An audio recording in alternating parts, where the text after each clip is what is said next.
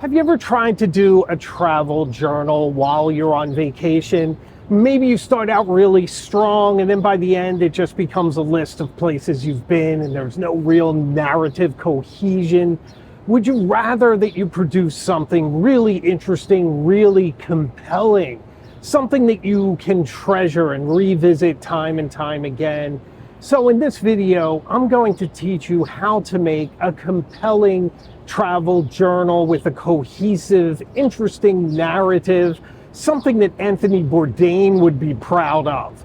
I'm also going to teach you how to pick out the right details of what you see and where you are, of which tools to use from your journal to your pens and all that, also very important, and some other observations so that you can make something that's truly a treasure for the rest of your life. So join me today, won't you, as I show you how to make a really interesting travel journal.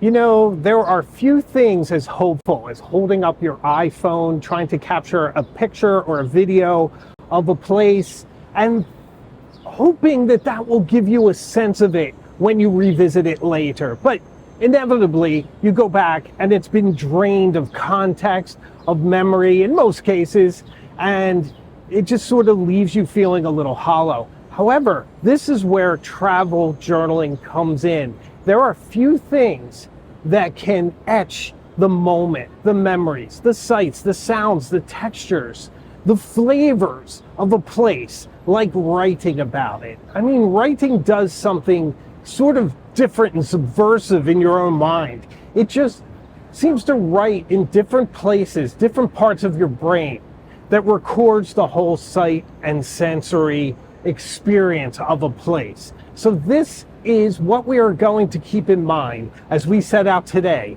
to produce an absolutely amazing travel journal for you. And exactly how I do this, I'm going to share. Have you ever gone back and read what you've written someplace, perhaps on vacation, and it transports you back, Proust style, into that moment where you can almost taste it and feel it and smell it once again? Well, this is what we're aiming for today. And the method we're going to use is to take into account all of our senses and to get them down on paper to give you a beautiful sketch in word form of where you are, what you did, and what you've learned. And I think that is very, very powerful.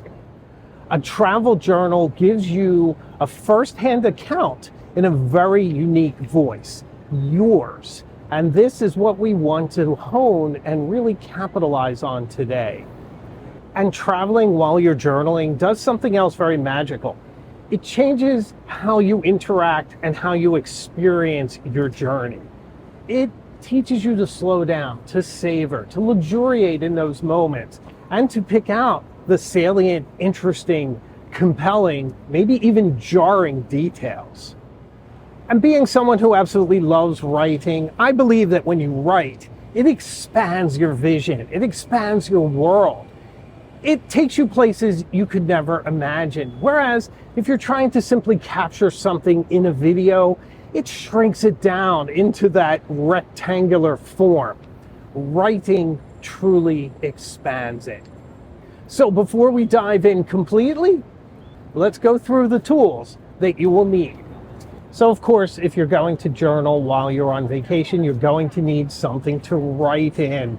And this is a very important consideration when you think about it. I often keep my main journal, which is quite large. I wouldn't be lugging it around New York City today. It's actually very hot. I'm glad I found a shady spot. But these are the sort of considerations that you want to make.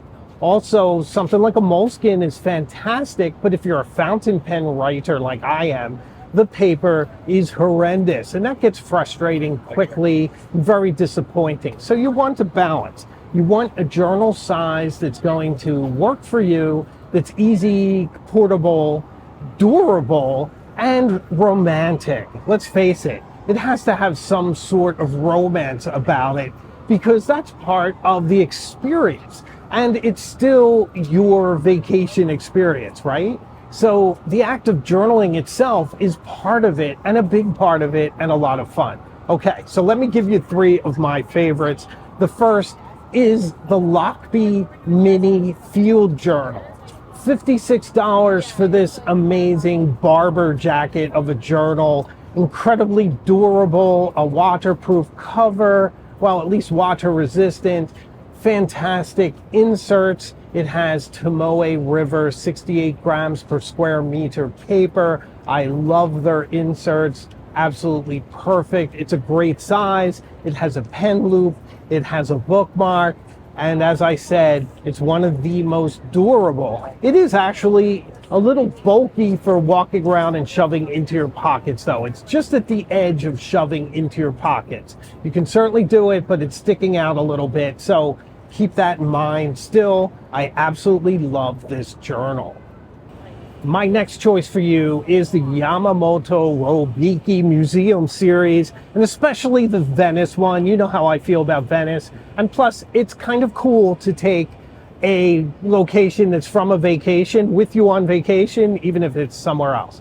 Now, these books are amazing. First off, the covers are waxed, so they're durable and they're a bit water repellent. They also age beautifully, which I think is fantastic for journaling. They're very small. They're smaller than 3.5 by 5.5. So these slip seamlessly into your pockets. They also have a really low price tag, which is huge. $7. Can't beat it. So incredibly portable, beautiful, inspiring, and yes, they still have a bit of romance about them. And personally, I think romance is very important. So my choice for this trip is from Paper Republic. This is the Paper Republic Grand Voyager journal cover. The color is Venezia. It's kind of an aubergine. It's very rich. It is breaking in beautifully. I love this cover. It has my initials embossed on it. The base price for this is $68. And for the insert, I am using the Lockbee insert, actually, because it is thin. It's Tomoe River paper. It's light, and I wanted my kit to be very light. I also have the card holder, which was $20 extra. I kept this to capture all my ephemera if I encounter any on this trip. So it'll keep it all nice and organized in a pocket-sized journal, which I love. This is slipping right in the back of my 505 Levi's seamlessly. So I love this cover. I feel like it's very romantic. I feel like Henry Jones Sr. on his Grail quest. Of course, it's expandable. I could add another insert if I need to, but this should certainly make the long weekend. So it's perfect for that. So you can choose whichever works for you, but I would take these kind of considerations into account. So yes, definitely take into consideration size, weight, portability, durability, whatever works for you.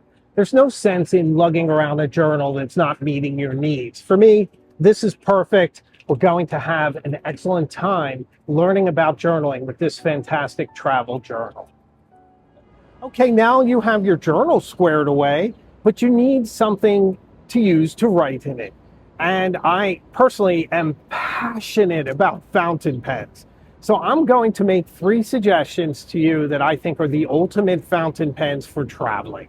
The first is the Kaweco Brass Sport.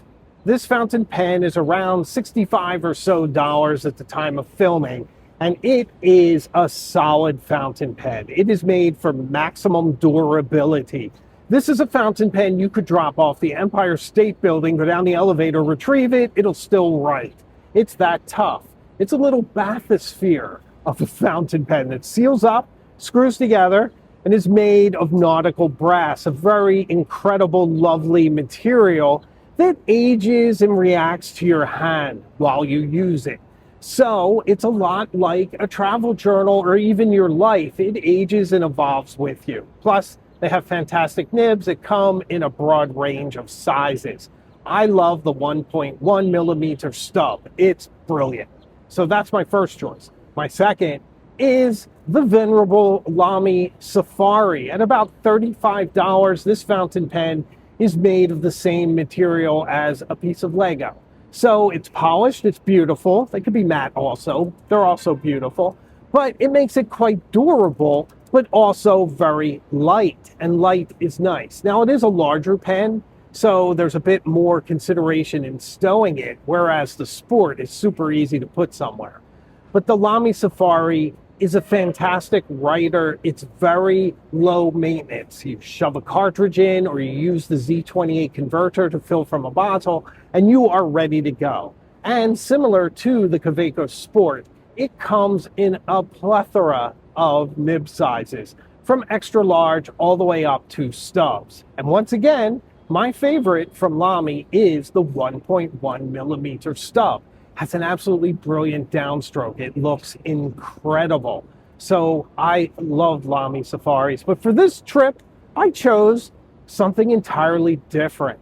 I chose the Lamy 2000, that Macrolon masterpiece. I wanted a cut above this time. I wanted a little bit of luxury while I wrote, but I didn't want a pretentious pen. And I love this pen because its materials are very pedestrian, but it expresses them in an absolutely brilliant way. So it's made out of Macrolon and brushed stainless steel, but with incredible tolerances. The way these materials fit together, the way the piston fill knob disappears into the barrel is truly stunning. So it's an incredibly engineered pen. It also holds about 1.5 milliliters of ink. It is very elegant in that it's a piston fill, so the reservoir's inside. It has a beautiful 14 karat gold nib that's fun to write with. It's strong, it's durable, it is a fantastic pen. It's about $225 though, so let's consider that one the luxury option, and it's the one I chose for this trip. So now we have pens and paper. You might also want to bring something like a scissor. I have a fantastic scissor that folds into a pen shape, so very easy to carry, and some paste. And why would you bring that? Because you might want to add some of your ephemera to your journal, some of the receipts and things that you encounter along the way. So consider that. But now we're ready to get into the how of making an incredible, compelling travel journal. Before setting off on our journey, it's always helpful to do a little preparation. And the way that I begin first is by putting my packing list right in the front of my travel journal. For one thing, it's handy to keep everything together, but it's also really interesting to see how it evolves over time. When I go back 20 years of all the different things I used to pack versus what I pack now, it's kind of interesting what things are now out of fashion and all that. So it's pretty interesting, and it grounds you in the practical things. Also, I like to do preparation, do a little bit of reading on the sites that I'll see, the foods that I might encounter, if I'm out of the country, the different cultural things I may see. It's good to be an educated traveler so that you can interact effectively with your surroundings and really get the most out of it. And not go crazy. You don't need to read a novel and everything and know it like an expert, but just to enjoy it and get the most out of it. So I put quite a bit of that in there. I fall short. I don't do itineraries. I don't like to know where I am and schedule every hour. I find that very torturous. I'd rather wander and discover and see new things and capture that in here as well. So another way to prepare is to consider some things like, what is it that I'm hoping to discover here in New York City? And really not just the Empire State Building and Bryant Park and all that, but what am I hoping to discover about myself here? And for me, that is trying to rediscover that semblance of the academic persona that I have, that I get very little time in expressing and pursuing. But I'd like to see if I'm still the curious, interested, engaged person that interacts with his surroundings, passionate about books and all that. So that's a big part of this for me. In my mind, I'm Professor Jones, researching my next book, always looking for something interesting and new narrative thread. The other thing I think which will be very helpful in building your travel journal is to ask some questions about the place you're going. And for me it is, am I still up for adventure? What is the story that New York is trying to tell us? These are the things that I will be listening for this long weekend, the things I'll be trying to capture here. And that's the material that I'll be threading the narrative through this book. Now's the time that we get into the actual writing part of building your compelling travel journal. What you want to do, and keep in mind, is to record your experiences and not a list of attractions. You want to elevate your travel journaling from simple note-taking into something transcendent. And how do you do that? Well, instead of saying something like, here we are in Grand Central Terminal, saying like, we went to Grand Central Terminal, try to find an interesting way of saying that that's very unique to yourself, that's in your own voice. I don't know, something like, we entered the cathedral of transportation known as Grand Central, following the stream of people that came flowing in. This space has a certain warmth to it, even though it's surrounded by marble and stone, perhaps owning to the celestial painted ceiling that elevates a liminal space into something much warmer, something much more comfortable. It's not bad, I just dashed that off. Do something yourself in your own voice the same way, and you will have something very special and very unique to you. The other thing you want to do is kind of try to resist cliches. Cliches kill any kind of writing. If you feel yourself wanting to use a cliche, take a look at the words, the term, think about it, play with it a little bit, and try to say it in a unique and original way. Even if it's bad, a bad analogy is much better than a tired cliche. So I would definitely work on that. That's something I am constantly working on, and it's really sort of the core of my writing style. The other thing is slow down a little bit. Consider what you're taking note of. It's probably remarkable, even if it repulses you. Balance your attraction and your repulsion in your writing. If you can get at the root of why something challenges you in a unique way, that's going to make for some excellent writing. So take all of this, follow these threads, and then compare them to some of the questions that you're asking yourself as you travel. Like, what is it that this city has to teach me about myself? Compare it where you are to that question, or what can I learn from the city, or am I still up for adventure? All of these are the threads that will guide and propel your narrative through your travelogue. It's really compelling stuff. Believe me, try it. Another thing I do to elevate my writing that I'd love to share with you is to engage all 5 senses. So don't just do how you're moving around a city. Think about what it smelled like, what it felt like, what the temperature was, how the sun felt on your skin, the flavors on your tongue, the sensations, the cacophony of noise, the squealing brakes, the horns.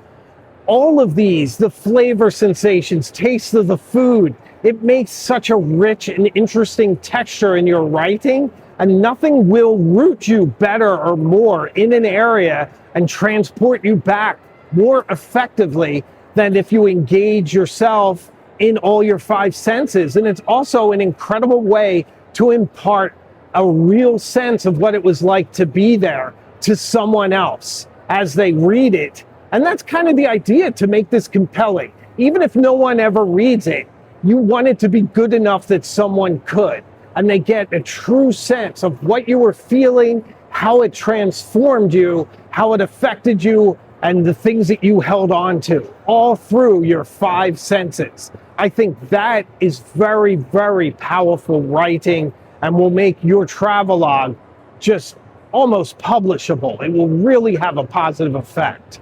So another thing that you can do is to sketch. You don't even have to be good at drawing, but if you take a moment just to sketch something beautiful, something that catches your eye, it helps you to absorb the moment, to really take it in and to etch it into your memory and into your mind. I'll never forget the time I was in Venice and I was sketching the Gothic lanterns with my daughter, Imogen. It just will make me remember that moment and those lights and the food we had and the way the air felt and the quality of light above the city. I'll never forget that. So somewhere along your journey, just make a doodle, some kind of a drawing where you're studying that which is around you. And it'll really help to cement that moment into your mind. Another tip I have in making a really interesting travelogue and a travel journal is to hold on to all the ephemera that you collect along the way. And by this, I mean the museum stickers that you end up with, ticket stubs, maybe your train pass, whatever it is. Hold on to all that stuff. And especially if you are very aesthetic and very good at being creative, you can use these to decorate your travel journal in a very interesting and compelling way. I myself used my museum sticker as part of the page for me writing about the museum today, which is pretty neat. And so all of that ephemera gives you a certain sentimental attachment. It's a physical manifestation of all the things that you have seen. In fact, I'm carrying my Paris Metro Pass in my wallet from last summer because it reminds me of how much fun I had with Helen and Imogen. And it just gives me that warm feeling every time I see it. It's taking up space. I should probably put it away, but I can't. But it probably would have been better if I had pasted that into my Paris travel log. But this is what you can do with all those items that you pick up along the way, and they will snap you back into the moment when you acquired them. And that's a really powerful memory device and a fantastic way to decorate your journal. So we all have themes in our lives, things that really are our focus. And if you're looking for yours, think about how someone would tell your story, almost like it's a movie preview. How would that read? If someone else were given your story, how would you want that to come out? Think of it in the sense of that Joseph Campbell hero's journey. All the struggles and the things you're trying to do. Like for me, am I still up for this kind of adventure? And then it could almost be comical, like how did my back hold up walking across Central Park? Those kinds of details. They can be very compelling. And even if they're broken down into single episodes, but if you just get this sort of episodic itinerary that just progresses A, B, C, but they're all sort of distinct and different, it won't have that kind of compelling, transcendent hero's journey sense that it could. And that's where a narrative comes along. It just transforms everything. And within this, keep your language as simple as you can. This is something I struggle with. I'm not great at simple language. I love to throw in as many adjectives as I can. But I think of Ernest Hemingway and how great he was at just picking out the salient details and making something that just was so sensory, so intense, with just a few deft strokes, just a few great phrases linked together. So that helps quite a bit as well. One of the most important parts of building your travelogue is when to journal. And this can be challenging, but think of all the different cracks in your day. Think of when you're waiting for the food to arrive and you can gather your thoughts, write down a few great sentences, or at night when you're back at the hotel and you're settling in, there's usually a desk there. Perfect time for you to get your first draft of what happened down on the paper with that immediacy that only writing it right away can give you. Or you're at a museum and you're a little tired from walking around, take a seat and write a few sentences. Just sort of maximize the in-betweens, those liminal moments in between what you're doing to just get down what you've seen and most importantly, how it has affected you.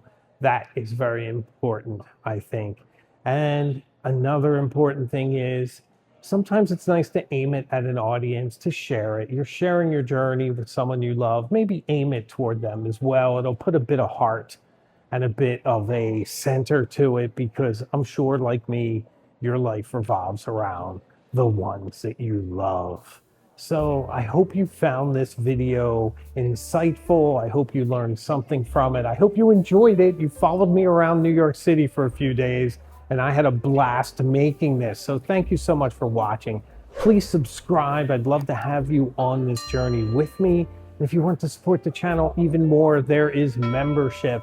For Illuminati and Cognoscenti members, we have a pen pal group, so consider joining the channel. So I make videos each week. We go to some amazing places, and I have a live show each Tuesday night as well. So I can promise you, we'll see each other again further up the road. So take care.